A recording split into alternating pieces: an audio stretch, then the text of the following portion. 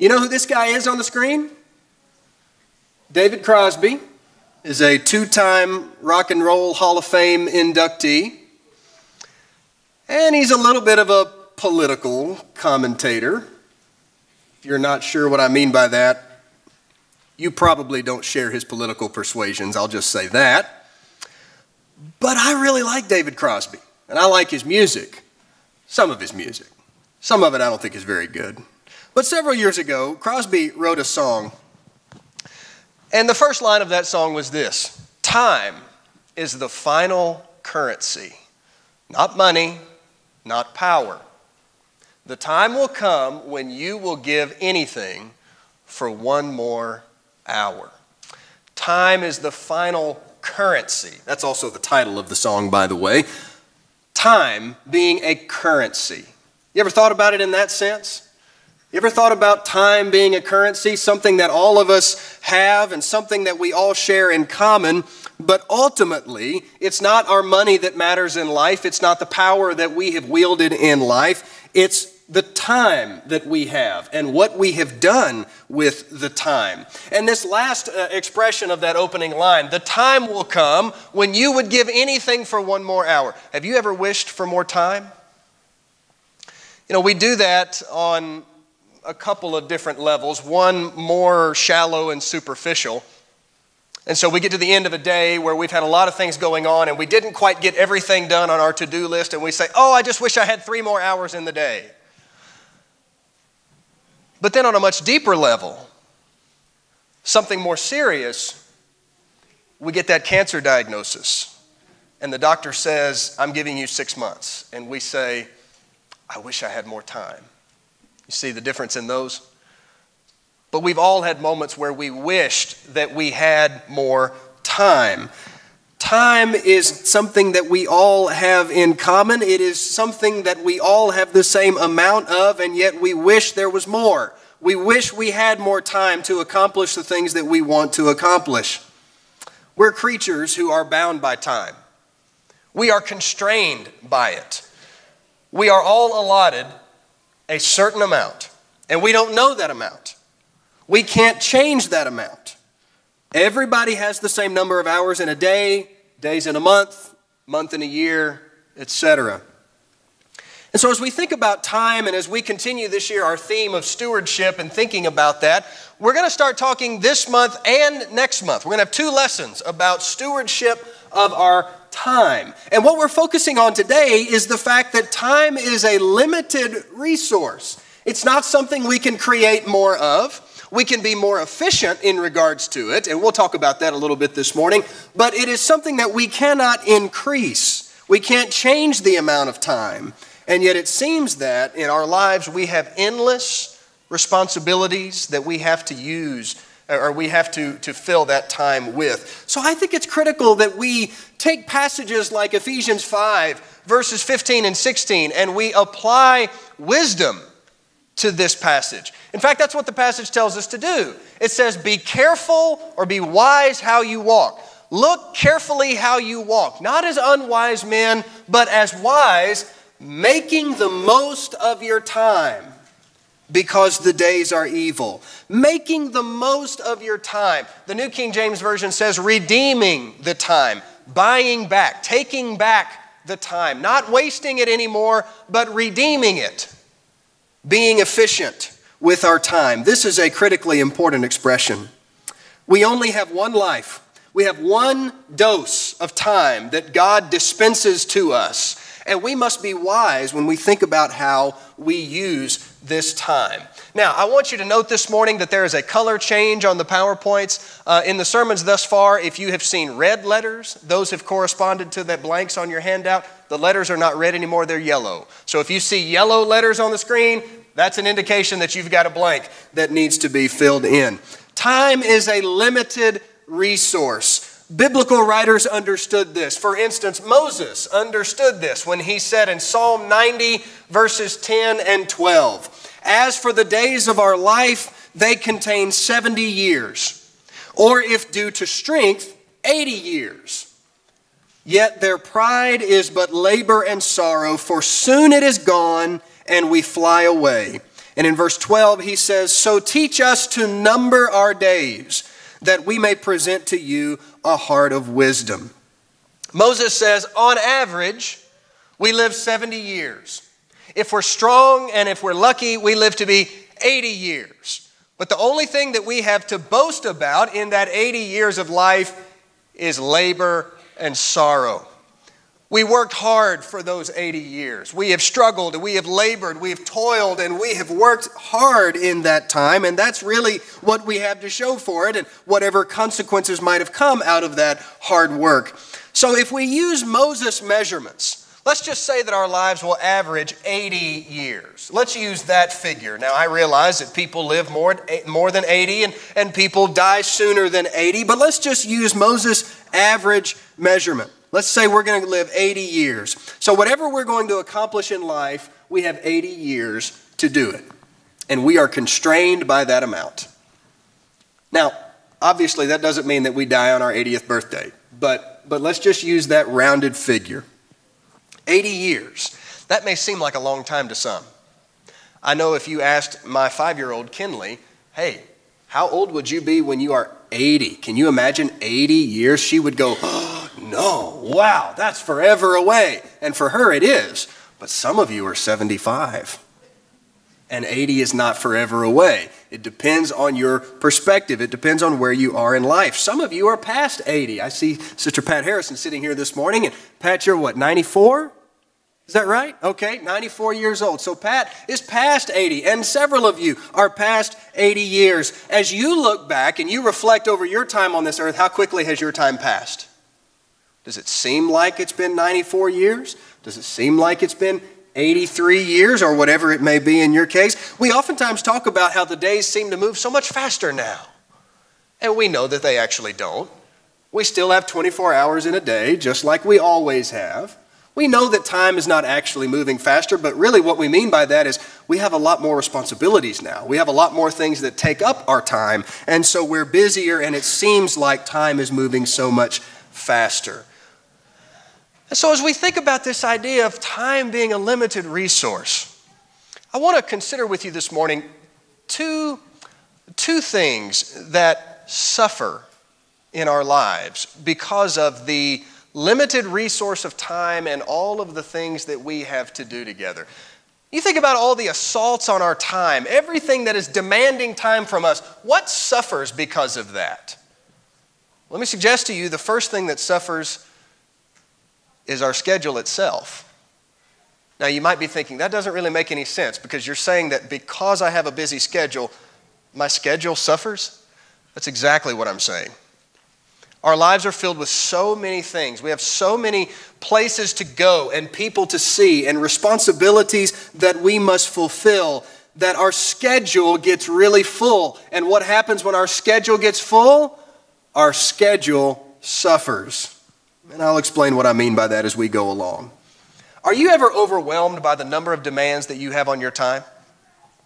Now, to some of you, that may not be a valid discussion. Maybe if you're very young in school, you don't have jobs, you don't have responsibilities that maybe your parents have. But even young people have things that occupy their time. They may not be responsibilities in the sense of a job or an occupation that places certain requirements on us, but responsibilities regarding the clubs at school and the sports teams that we're a part of. You have responsibilities to those associations, and so all of our lives seem to be very busy. I don't know about your week, but my week fills up pretty fast. And a lot of times I am pulled in so many different directions, I don't even know where to begin. Have you ever felt like that? And so dad has to go to work every day, Monday to Friday. Perhaps mom is going to work every day, Monday to Friday as well.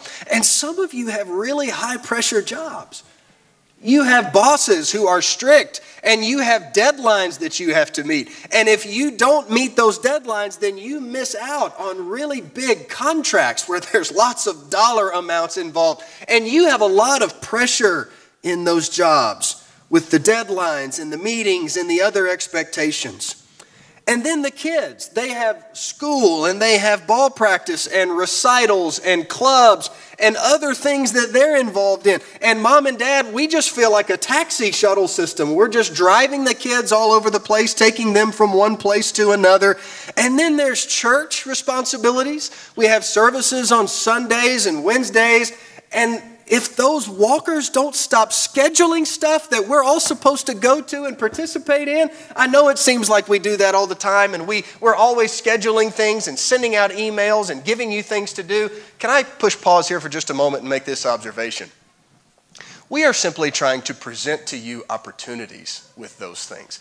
We don't have any expectation at all that you're going to participate in every single one of them. We know that you have a lot of things going on, but there are some things that may appeal to some of you, and there are other things that we try to encourage you to do that may appeal to others of you. And so we want you to just see the sampler and participate in the ones that you think would be helpful and good for you. We have no expectation at all that you're going to participate in everything that we put together. Now, if you want to, that's great. We do. But we're organizing it. If you want to, that's great. We'd love for you to participate in those things. But we're simply trying to present opportunities, okay? But we know you're busy. We know you've got a lot of things going on. So do we. We're all busy. And as we think about all of these things that are required of us, all these responsibilities that we have, we love to say, oh, I'm just so busy. I'm just so busy. You don't understand how busy I've been. We love saying that, don't we? Why do we like to say that? Why do we like to say, oh, I've just been so busy. I can't tell you what my schedule looks like. I'm being pulled in so many different directions. I've got too many irons in the fire. And each one of these irons claims to have greater priority over the other one. And buddy, I just can't tell you how busy I am. Why is it that we like to say that we're so busy? I think it's because it makes us feel important. Oh man, there's just so many people who need me. And there's so many people who need my services and who need my expertise. I am just so busy. I am so very much needed. I have a purpose. All these people are making these demands on my time. And if that's the case, if all of these demands on my time are there, how could I not have that purpose and how could I not be important? I'm just so busy. I read a blog post recently where someone said, busy is the new lazy. Have you heard that expression? Busy is the new lazy. And here's what this man meant in that article. He said a lot of times, not all the time, but a lot of times people are busy because they're not very good time managers and they're really good at procrastinating. In fact, they're procrastinators. You know what I mean? They're so good at putting things off and not prioritizing things, and then all of a sudden they have that avalanche of responsibilities at their deadline and they say, oh, I'm just overwhelmed and I'm so busy. I've got all these things. When in reality, they're just reaping the consequences of their laziness. Now, that's not true of everybody, and this person wasn't saying that. But he said oftentimes that is the case, and busy is the new lazy. And so we have to be careful about that and make sure that we're not procrastinating, that we are making the most of our time and being efficient and being wise in what we're doing. But all of this busyness that we have in our lives, and here's where I'm really starting to get to the point. Our schedule is an assault on our schedule, and it's removing from our schedule so often the most important things. How is our busyness affecting us spiritually? Now, you know that's the main thing that the preacher's going to talk about, right? You know that's the main thing in our schedule that the preacher's going to be emphasizing in this. Are we leaving any time for the Lord in our busy schedule? Rather, are we making any time for the Lord? Maybe that would be the better thing to say. Not trying to give him the time we have left over, because we all know there won't be any left over, right? And so we try to give God the first fruits of our time. And let's try to set aside right from the beginning time for God. Are we having some personal, individual time, just me and God, each day? Are we going to make sure that we're making time for family devotional time? Are we making sure that we're praying with our kids before they go to bed at night? That our kids have their Bible lessons done? And can I really emphasize that one? That our kids have their Bible lessons done? You know, I've taught Bible classes before, kids classes, not here incidentally, because I haven't taught any kids classes yet. But I've taught in kids classes where it's very apparent as soon as I walk in the room that nobody did their lesson. And you know, if you say to the kids, hey, Johnny, why didn't you get your Bible lesson done, Johnny? Here's what I've never heard Johnny say. Well, you know, I just didn't prioritize spiritual things this week, Mr. Ben. No, that's not what he says. Although that's true. And you know, Johnny's parents need to help him prioritize spiritual things each week as well. But you know what he typically says? Man, I'll tell you what, Mr. Ben, I just didn't have time. Wow. And I'm thinking, you're 12 years old and you're telling me about how you don't have time in your schedule? You don't have a job. You don't have kids. You don't have dirty bottoms to wipe. What do you know about you don't have time? But even our kids have busy schedules. Can I say something else to those of us who are not so much kids anymore? You know, sometimes we adults aren't really good about getting our Bible lessons done either. Why is that? I just didn't have time. Or did we not make time? You know, Jesus had a very busy schedule. Jesus was really busy. In fact, look with me in the New Testament in Mark chapter 1. Mark chapter 1. Let's just look at the schedule that Jesus kept. Now, you want to talk about a high-pressure job? How about saving the world? I mean, that's kind of high pressure, right? Jesus had a lot of demands on his time. And in Mark chapter 1, if we begin reading together, Mark chapter 1, verse 32, and when evening came, I want you to notice that. That's important. When evening came, after the sun had set, they began bringing to him all who were ill and those who were demon-possessed, and the whole city had gathered at the door. And he healed many who were ill with various diseases and cast out many demons. And he was not permitting the demons to speak because they knew who he was. It's evening. The day is declining. Jesus is starting to get ready to wind down his day for bed, or at least so he thinks. And yet all these people start coming, bringing their sick, bringing their demon-possessed, and he is just healing them one after another, one after another. Then Jesus finally gets to go to bed at some hour of the night. I'm sure it was late, but look at verse 35. In the early morning, while it was still dark, Jesus got up, left the house, and went away to a secluded place and was praying there. How much sleep did Jesus get that night? He didn't get very much. He worked late into the night and he woke up early in the morning. He even woke up before the roosters did, and he went away to a quiet place so that he could pray. Look at Mark chapter 6. Mark chapter 6. This is typical for Jesus. This is just what he does. He makes spiritual communion with God a priority every day. Look at Mark chapter 6 and verse 30. The apostles gathered together with Jesus, and they reported to him all that they had done and taught. And he said to them, "Come away by yourselves to a secluded place and rest a while." For there were many people coming and going, and they did not even have time to eat.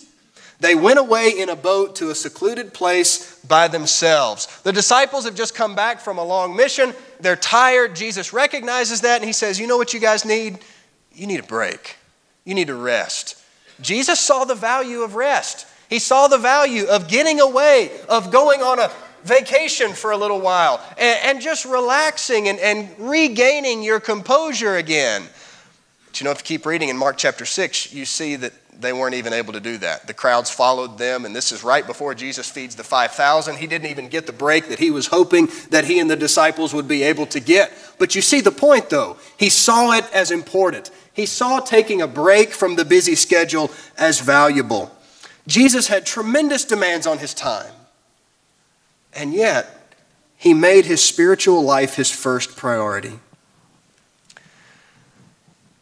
If our schedule is being assaulted so much by all of the demands on our time that we are not making time for spiritual renewal, things like Bible reading and praying, meditating, memorizing Scripture, if we're not making time for doing those kinds of things, let me tell you, our lives physically, beyond the spiritual sphere, all of the demands that we have to do in our day-to-day lives, we're just going to run ragged. It's our spiritual life that keeps us growing and revitalized. That's really what we need to be focusing on. And if we're not, then we're just going to suffer and become weak. Most of the things that we do, praying, reading Scripture, most of that stuff, it doesn't take very much time at all. I mean, what does it take to read a chapter or two from Scripture, to meditate and reflect on it, and then pray to begin your day? What does that take, 30 minutes? I think we can do that. I think we can spend, of course, as much time in that as we want. You could do those things for hours if you chose to do that. I believe it was Jesus who one time at least spent an entire night in prayer to God. We could spend as much time in that as we want, but really just to get revitalized a little bit, 20 to 30 minutes every day would do tremendous things for our lives. But if this is being bumped out of our schedule, then we need to reconsider this priority. Now here's a second thing that is going to suffer, and that is our family will suffer because of all of the assaults on our time, all of the directions that we are being pulled in. How is your busy schedule affecting your family time? Specifically, what is your busy schedule doing to your spouse? What is my busyness doing to my spouse? The days are filled with jobs and chores and child transportation. And sometimes husbands and wives, we don't even communicate to each other very much unless it's a conversation about what time Johnny's ball practice is and who's dropping him off and who's picking him up. That's the only communication that we do throughout the day. But we know that marriages need time. Marriages need nurturing. That is, they need time to talk. And you need time to talk with your spouse about not only how your day was and what happened, but you need to talk about your hopes and your dreams and your desires. That's nurturing. That communication is critically important, and we need to make time for that. Can I ask you, when's the last time you went on a date with your spouse? Some of you may not even remember. When's the last time you and your spouse went out, just the two of you, to talk about your hopes and your dreams for your family, to talk about your future years together? You need to do that. It's important to get together and not talk about boogers and dirty diapers. To get together and talk about stuff that's substantive and meaningful. Not that your kids are not substantive and meaningful, you understand, but to talk about things that help us get out of that rat race together.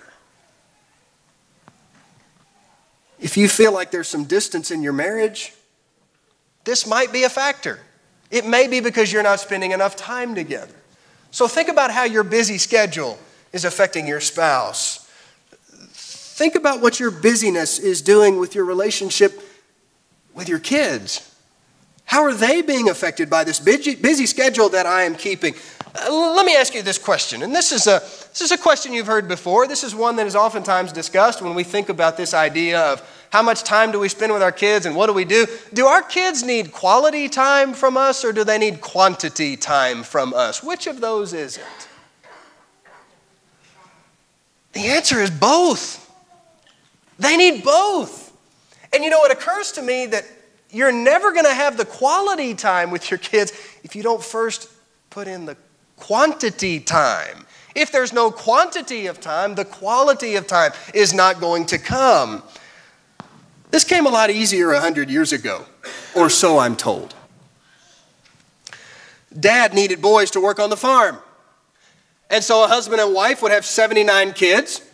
And they would grow up and have their little compound on their 100 acres, and they needed all those boys to work on the land. And what did dad and sons get to do every day? They worked side by side, digging in the dirt. And dads got to teach their sons. They got to have both quantity and quality time. And you know, I don't think it's an accident or a coincidence that you've got among the older generations of people, we've got 90-year-old men walking around today who grew up in that environment who could just wear me out. And I'm 30. But these men are strong and they're men. But they got that connection with dad every day. And they learned about this creation as they dug their hands into the dirt. And they learned about how to survive and how to feed your family and be a good provider and be a man of dignity and honor and respect. And we're just not really living in that time anymore. I know that you've got, the Duggars who are out there who, you got one family like that every state or so. But there's just not a whole lot of that going on anymore. And that's okay.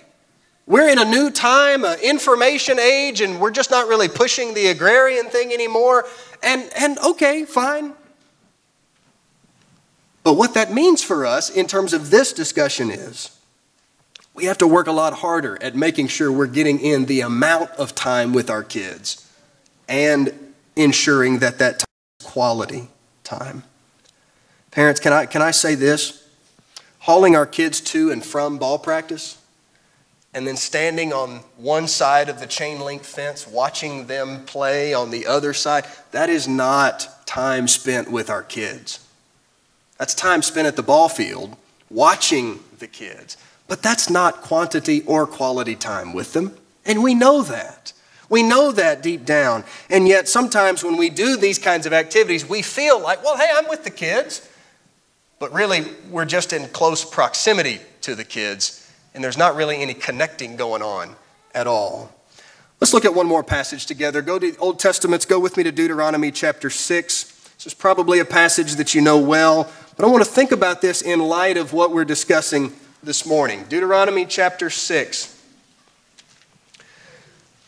Look with me beginning at verse 6. Deuteronomy 6 and verse 6, where Moses says, "These words which I am commanding you today shall be on your heart." Parents, they shall be on your heart. God's law is to be on your heart. So that, verse 7, you can teach them diligently to your sons, and you shall talk of them when you sit in your house, and when you walk by the way, and when you lie down, and when you rise up. You shall bind them as a sign on your hand, and they shall be as frontals on your forehead. You shall write them on the doorposts of your house and on your gates. Moses says, you talk about Scripture with your kids when you wake up and when you go to bed. When you're walking throughout your house doing the chores, when you're sitting down at the table eating your breakfast. You talk about God's law with your kids all day, every day. Little bit of hyperbole involved here, sure.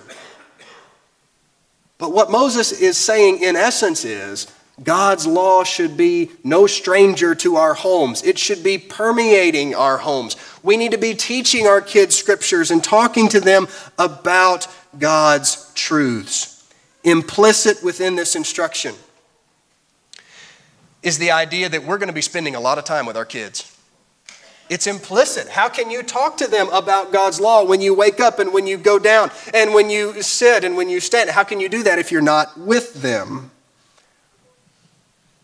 So is our busy schedule and all of the things that we've got going on and all the directions that we're being pulled, is it truly allowing us to make the most of our time? Something we need to think about as we heed the Spirit's admonition to walk as wise men, given this limited amount of time that we have. Hope the lesson's been helpful to you this morning. We're talking about stewardship, being wise stewards of all the things that God has given to us. And here we are in the 5th sermon, and we haven't said a single thing about money yet. That's coming. But God has given us so many things to be stewards of. And so we think about our time this morning. What can we do to use our time more wisely in the service of God? I hope the lesson's been helpful. If you're not a Christian this morning, we invite you to consider Jesus and to give your life to Him. And we stand ready to assist you this morning in whatever way we can. Please come forward as we stand and sing together.